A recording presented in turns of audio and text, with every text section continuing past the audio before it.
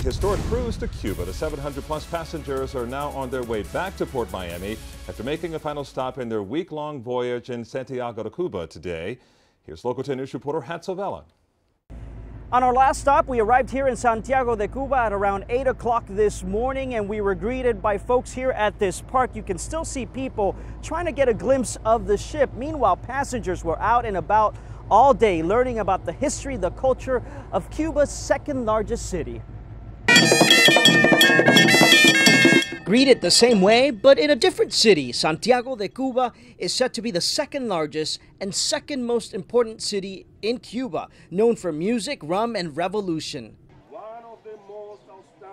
Our first stop is the historically significant city cemetery, where Cuban notables are buried. Walk around and you'll see names like Bacardi, and of course, Antonio Maceo and Jose Marti. Every half hour, every day of the year, a ceremony to honor the memory and legacy of Cuba's national hero. It's where his remains are buried. It's where we found Alfredo Toledo, the 75-year-old who was once a boxing trainer, someone who remembers as a little boy seeing American Army boats in the same harbor where the Adonia is now parked.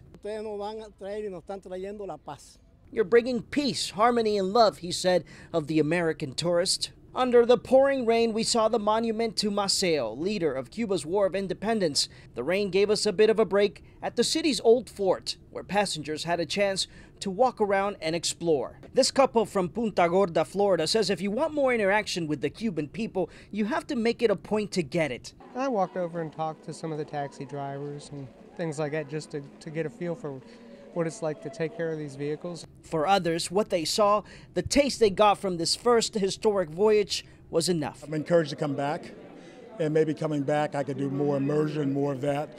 A lot of folks decided not to go the tour route. They decided to go out and explore on their own. That is an option that you get as a passenger here on board the Adonia. At 11 o'clock, you're also going to be a woman who says her business is thriving because of tourism in general. Reporting in Santiago de Cuba, Hatzovella, Local 10 News.